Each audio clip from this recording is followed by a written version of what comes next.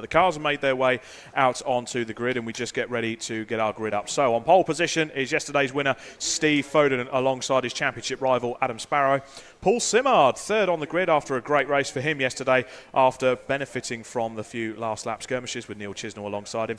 Michael Taylor and Matthew McCluckey, who's returns after having some more clubman action yesterday as well. We'll just take you through the rest of the grid.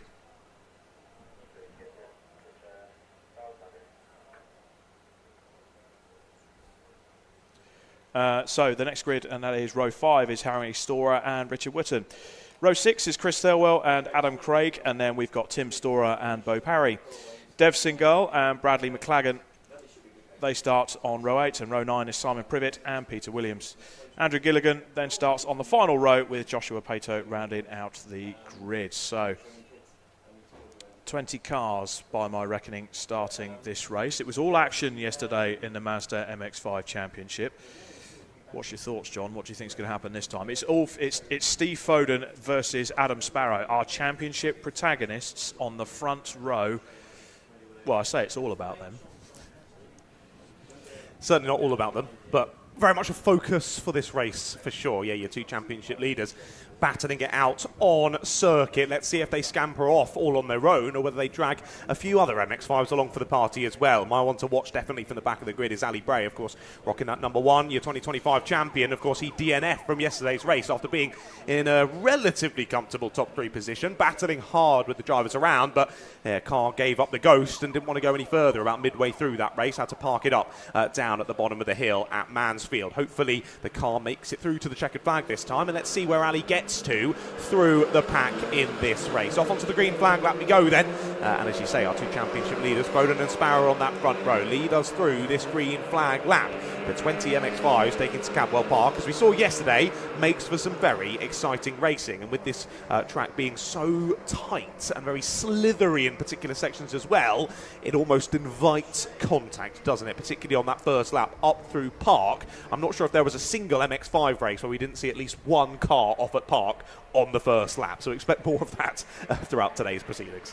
I'll tell you what, we are going to see more spectacular moves around the outside into Park. It was the Mazda MX-5s that did it well yesterday for our AD Modular Mazda MX-5 Championship. But you could see the front 4 cars just practicing their starts as they got away on the green flag lap. So they've obviously got it in their mind. The start is key here for a championship that's so tight as the Mazda MX-5s. And let's see what Ali Bray can do from the back. I did ask a question, actually, whether he was affected by the flying bonnet of Adam Sparrow yesterday. He wasn't. It was a separate mechanical issue. But the one thing he did say was it was very funny. And he has got the footage. Because, in his words, he just watched this bonnet flying over the head thinking, what on earth is going on? So we look forward to seeing what Ali Bray can do from the back. Of course, we saw the Pucker Pies car come into a bit of strife yesterday as well. Hopefully they've got some pies for us in the commentary box, right? No? Yes? I've not spoken to them. I don't know about you. No, neither have I. No. Okay, I think we've struck out. But hopefully they have a bit more of a pucker race this time around. So the cars make their way round onto the green flag lap. You saw what I did there, John, right? I did. There we go. Very so good. the cars make their way round onto the green flag lap, and they're going to get some temperature into the tyres. But the start is going to be the two championship protagonists at the front. Adam Sparrow versus Steve Foden. And Neil Chisnell and Paul Simard, don't count them out as well. And do you know what? Matt McCluckey as well, because he drove his socks off yesterday in the Mazda races that were carried out yesterday. And I'll tell you what, don't count him out of this as well. But Steve Foden, he built up a lead yesterday and just got dragged back into the pack towards the end of this race. Are we going to see more of the same today? I think we might. Yeah, as you say, that race start is so crucial here at Cadwell Park. You drop back into the pack, even dropping sort of 2 or 3 positions on that race start. It's going to take you a number of laps to find those places back. And by that time, the driver that you were battling with the sharp end has gapped the field by 3 or 4 seconds. Getting back into that tow, once again, very challenging to do. But it looks as though we've got all of our MX-5s lined up and ready to go then. Soon enough, the 5-second board will be shown there on the gantry. The red lights will go on, and as soon as they go out, clutches will be dumped, and off we go for racing action here at Cadwell Park once again. Then our Modular Mazda MX-5 Championship. Watch those red lights, and they go out now. We're racing here at Cadwell Park once again. Lovely start from both of the front row, but even better from Steve Foden. He gaps Sparrow then, and Sparrow under a bit of pressure now from Paul Simard. Simard's drawing alongside, but Chisnell is giving Sparrow the push. Up the hill we go, and Chisnell will look to take that inside line back. A little dab of the brakes there just to keep it on the inside there of Paul Simard, and they'll continue to run side by side out of Charlie's. Actually, through goes Neil Chisnell. So up into third he goes. Sparrow holds firm in second place there as side-by-side contact there between the Pucker Pies car and the driver on the outside there, Harry Storer, and I think that must be Bo Parry that he's getting stuck in with as well. But Steve Foden, your pole sitter, beautiful start, as lovely as you like, and already trying to gap the field. Big move back up the inside there as Harry Storer getting shoved out wide as Tim Storer, it is slightly further behind, making a move himself. Up the inside he goes as a spinning Mazda there on the infield. I think got it stopped before he rejoined the picture. Thank goodness he did. That was so lucky there. It's almost as if they lost it on the exit of Park and just crossed to the inside of the circuit, but managed to get it stopped before any rejoin shenanigans. There's more dust being kicked up as the field make their way through the gooseneck and down towards Mansfield. We've lost another bollard. We had more of the same yesterday, so we'll see how many more bollards we lose with the Mazda MX-5 races. But at the front, it's the same as it was yesterday, with Steve Foden getting a bit of a gap, just building that lead in the first lap or so here. And Adam Sparrow's managed to slot himself into second place, and he's been sort of sucked back into the pack. And what a start from Neil Chisnell as well. Managed to get past Paul Simard and into the overall top three, but we've still got 18 minutes of racing left. The cars make their way through Hall Bends. That was a little bit wiggly, wasn't it? So the leaders make their way through Barn and head down the start-finish straight for the first time. We'll start to see the representative pace and see what kind of gaps have opened up. So far, it's 0.6 seconds from Foden to Sparrow. Indeed, side by side, up into the first corner we go, then up through Coppice. Back to third place goes Paul Simard. Used that slipstream very nicely. Pulls alongside to the inside line, but Chisnell didn't exactly fight that too hard. Allows for Simard to go, and maybe these two thinking if we work together here, we might be able to hang on to the coattails of the top two, your championship leaders. I think that was the point forward there from Simard that we just saw. There was definitely some gesticulation in the car. I think that was a point forward. Work with me here. Give me a bit of a push. Let's go. Let's catch these two. Sparrow trying to close back up to the back of Foden. Then they head into the Park for the second time in this race. There is the number 2 in the 111 going a little bit wide there over the exit curb. That being Michael Taylor there going a little bit, getting a little bit dusty there on the edge of the circuit, but he does wrangle the car back on, stays there in 6th place, chasing down McCluckey ahead. So those two have been up near the sharp end throughout this weekend as well. Let's see if they can work together to try and chase back up to these four. Well, Chisnell and Simard not working together well, not battling. As you saw the point forward from Simard heading down the Park straight on the previous time. And yeah, it's working well. They've closed back up to Sparrow. Sparrow himself is also closing back up to Foden. Well, over the first lap, you thought that Foden might have enough here to scamper off, but yet again, round here at Cadwell Park, these Mazdas using the slipstream beautifully well, and closing back up our leading group of 4. Saying that, could even be a leading group of 6 in not too long. It's Mazda MX-5 racing. Of course it's going to be a leading group of 6. I don't expect anything less. Now that gap has really closed up between our top two now, and Paul Simard is in there for the chase as well. But you're right, anyone from the top 5 here is going for the lead of this race. Don't count out Matt McCluckey. He was sublime yesterday in the races. And Mike Taylor's there in the background as well after his success in the Clubman Championships yesterday as well. As for the fastest lap, it's gone to our third place man in Paul Simard. But it was Foden, Sparrow, and then Simard managed to get the fastest lap. And it's a 1:44.462 for Paul Simard that time around. So great pace from the young lad. A little bit of a gap to Adam Sparrow. This leading group make their way down Park Straight for the third time of asking. And can we see a famous Sparrow move on Foden somewhere around the lap? He hasn't quite got the gap, the close enough gap to utilise that yet. They make their way through Park, through Chris Curve, and make their way towards the gooseneck, the more twistier parts of the circuit. There's still a little bit more dust being kicked up of these cars really hang themselves on the outside of Chris Kerr before whipping the car into the gooseneck. And I tell you what, Adam Sparrow's closed right up on Steve Foden through that. We might see a move coming up in the next lap or so from Adam Sparrow, who's certainly looking racy enough, or is Steve Foden trying to just control the pace up front? He knows what the car's capable of. He knows where he needs to place the car defensively just to keep Sparrow at bay. There's a little bit of self-preservation going on here as well. It's a hot, hot day here at Cadwell, and albeit they're not turbocharged or anything like that, they're just a 130 horsepower typical Mazda MX-5 engine. You still got to have a bit of mechanical sympathy for these cars as well. Indeed. Well, I was back on bollard watch there through the mountain.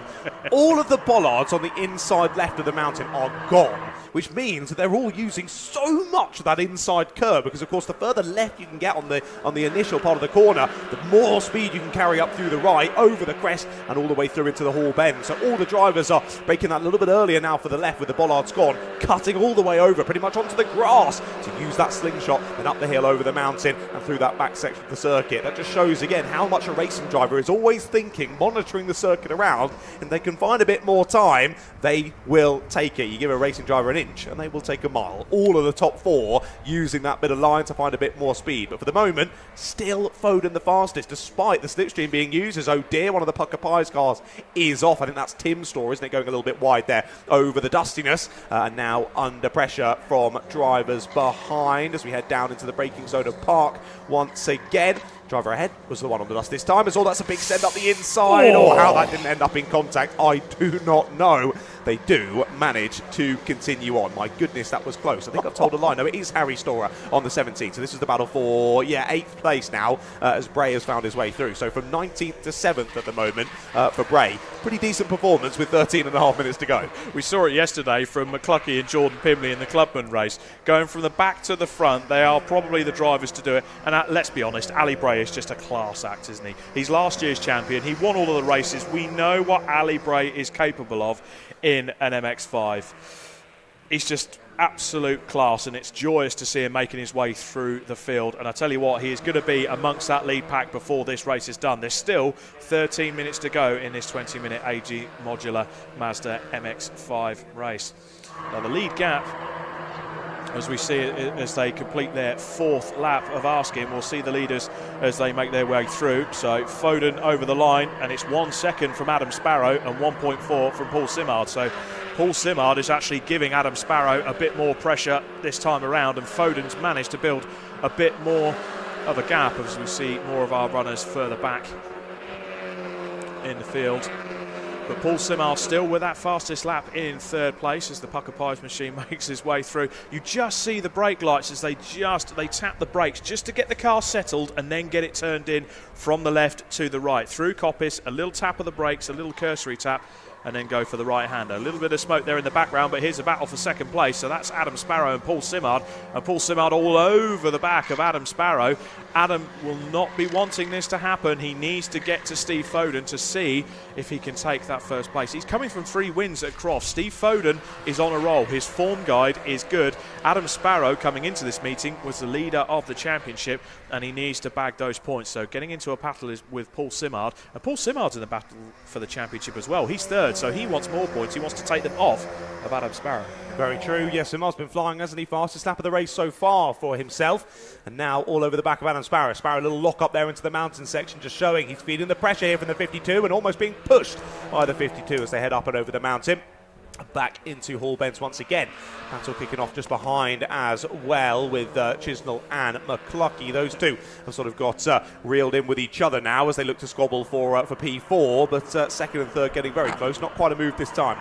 I could see you getting a bit nervous with that solo bollard through Hall Bends.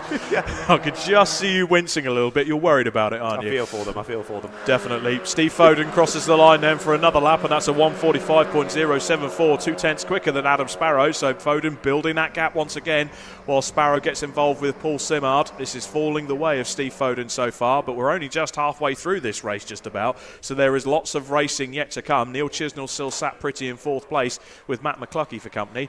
Mike Taylor a distant sixth, and we've got more dust being kicked up by Adam Sparrow, so he lost a bit of grip there on the exit, and it's mistakes like that that are going to play into the hands of both Steve Foden and Paul Simard.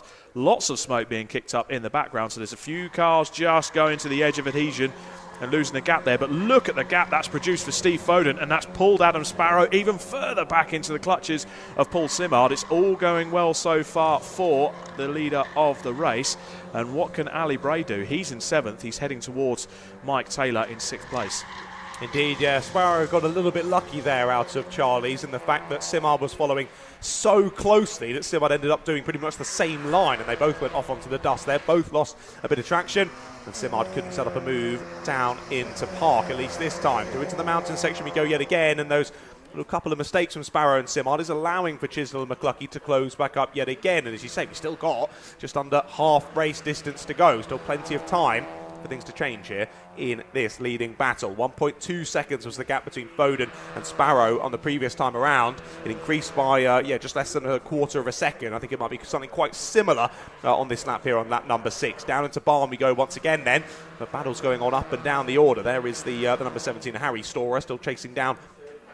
Is that Walden and Bray potentially ahead, or maybe he's lost a position now to Parry as well in that squabble from about 8th place backwards. On to lap number 7 we will go then. Our leaders heading onto it, and yeah, up to 1.9 seconds, almost 2 seconds now between Foden and Sparrow, so a little bit more actually found on that lap. And you can see as well the gap back to Chisnell definitely decreasing as well. The issue for these four, they might end up getting so caught up with each other that Foden goes, "Thanks guys," and drives off into the sunset. Certainly looks that way, but Paul Simard all over the back of Adam Sparrow. I got my names mixed up then. And that's still playing into the hands of Steve Foden. And 1.9 seconds in Mazda MX-5 racing. That is a country mile. So Steve Foden so far, the race is coming to him. With Adam Sparrow second, Paul Simard third in their little battle pack. Chisnell and McCluskey, they're going 2 by 2. They've got a little battle pack going. And then it's 8 seconds back to Taylor and 11 back to Ali Bray. So Ali Bray being caught up in other battles as well. He's currently 7th with Ollie Walden, Bo Parry and Wootton rounding out the top 10.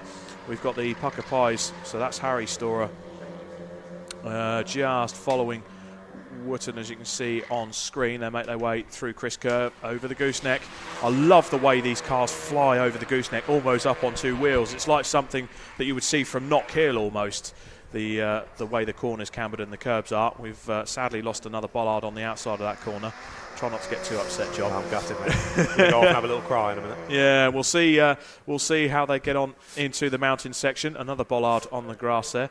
We'll have to set up a justice campaign for these bollards, I think. They're being terrified by Mazda MX-5s. Let's check into Hall Bends. Ooh, there's a slippery surface flag going out into Hall Bends. I hate to say it, that's probably for the bollards. Oh, yeah, you're right, aren't you? You are right.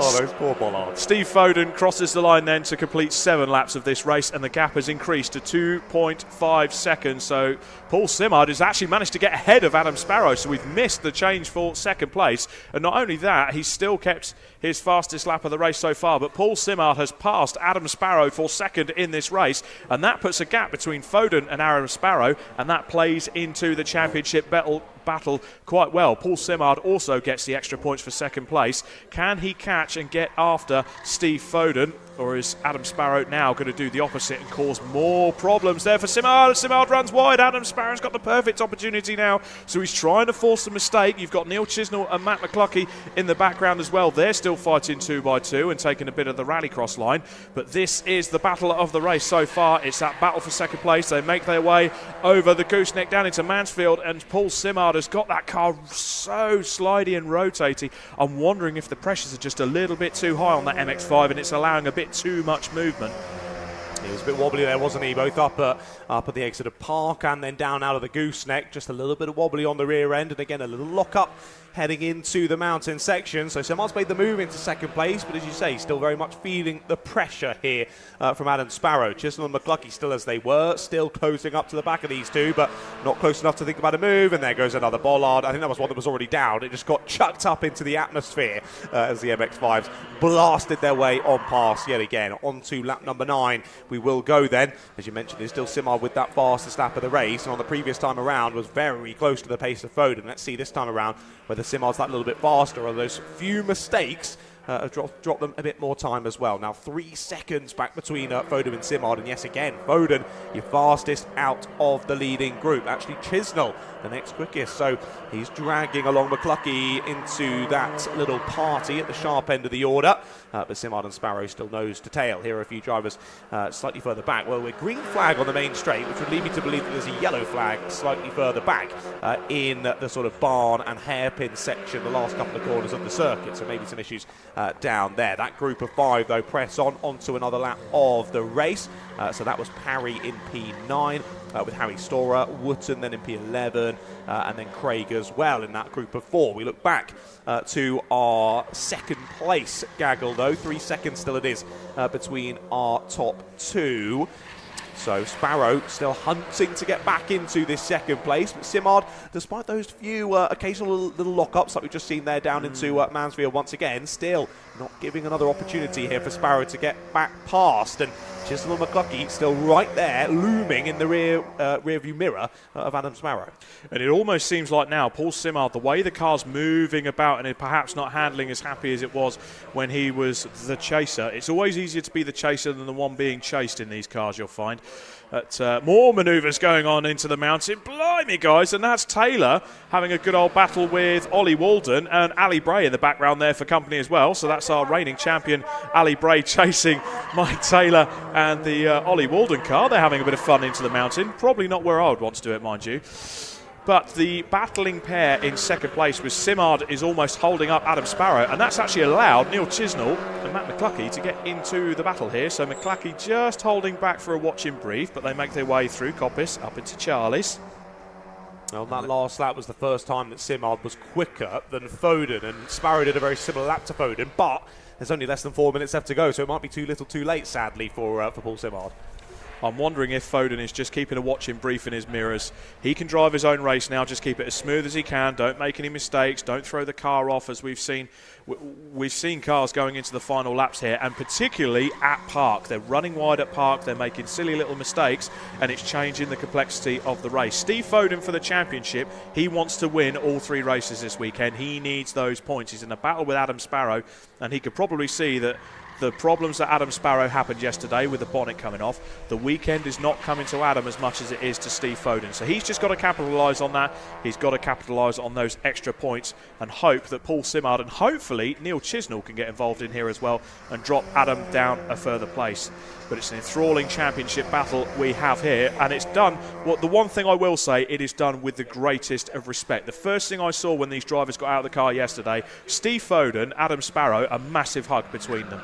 I don't think I've ever seen championship rivals with such a undying respect for each other. It's great to see in British motorsport in a championship as tight as this. Yes, exactly what you want to see, isn't it? Yeah, lovely to have the 2 drivers having a little embrace after yesterday's race. Of course, we're battling very closely throughout that one. This time, though, Simard getting himself in the middle there in P2. Just over 2 minutes left to go then in this one. We look back to this battle once again. The 29 of Craig, this is, was battling with Harry Storer. Harry Storer's there behind him now, so I think actually has gotten past the 3 of Wootton, has he not? I believe so.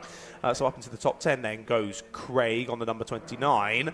And then now they're chasing down Parry, who's in that number 14 car, just ahead of that little squabble. Down into the final corner of Barn they go once again. So Harry Storer looking to chase back up. And I thought it was the other Storer car behind, but maybe not. Maybe he's a few more positions back. Right then, on to another lap we go.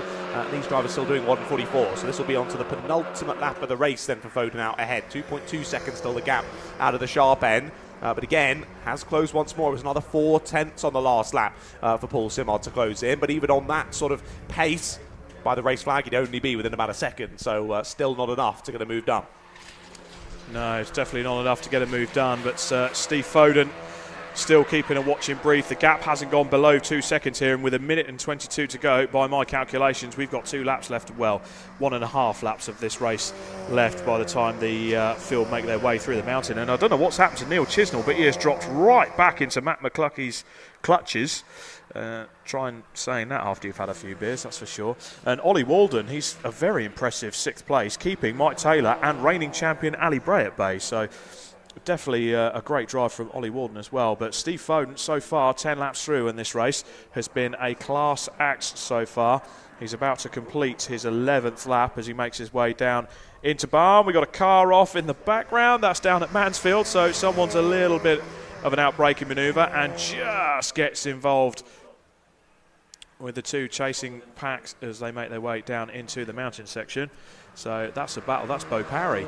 So that's a battle between Parry, Craig and Wootton, with Harry Storer in the Pucker Pies Mazda MX-5 in the background.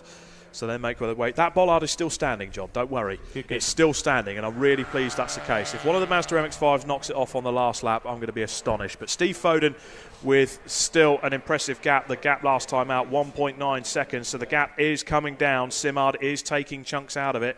But unless there is a mistake on the last lap from Steve Foden, which would be rare, I feel that it's Foden's race to lose so far. And Simard's actually pulled a bit of a gap on Adam Sparrow there, so all being well for Paul Simard, he's going to grab second in this race.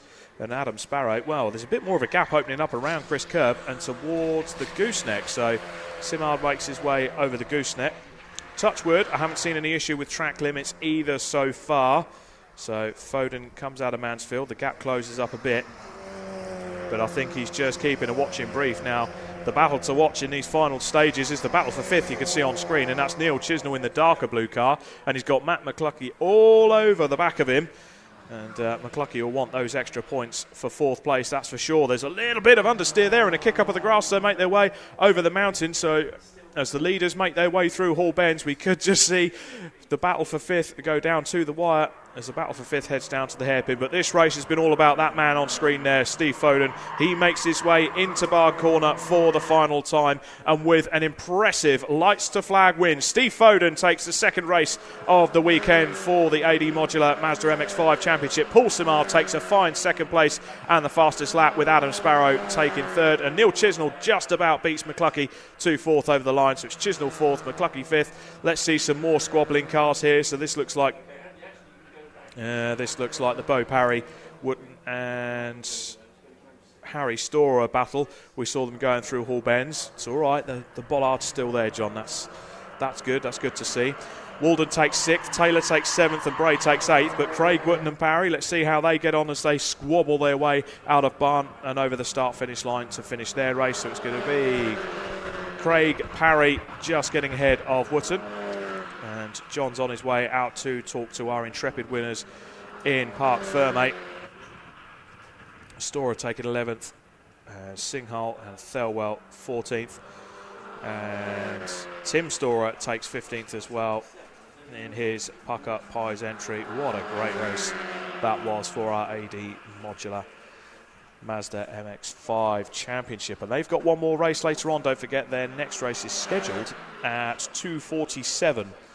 We've got some slightly odd numbers on the timings with the Darlington and District Motor Club's extra lap after a 15-minute race. So they will be back out again for their third race of the weekend at 14:47 this afternoon. But we have got more great racing to come. We are just waiting for the results to come up on screen for our winners before we head over to Parc Ferme.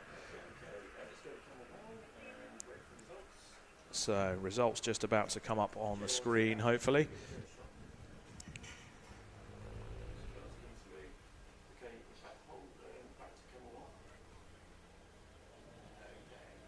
So there are results, with Steve Foden taking an impressive win from Paul Simard in second. Adam Sparrow took a fine third with a gap back to Neil Chisnell in fourth, and Matt McCluskey fifth. Ollie Walden took sixth, with Michael Taylor in seventh after an impressive clubman's outing yesterday, and reigning champion Ali Bray from the back to eighth position in the end with Adam Craig. Bo Parry took the top 10 with Wootton, and then in 12th place was Harry Storer. Dev Singhal takes 13th place with Chris Thelwell in 14th, with Tim Storer, Peter Williams, Josh Pato, Bradley McLagan, Simon Privet and Andrew Gilligan, the rest of the runners. With 20 finishers on this Mazda MX-5 Championship race for our BRSCC Cadwell Park Summer Race Day, being sponsored this weekend by Track It. Now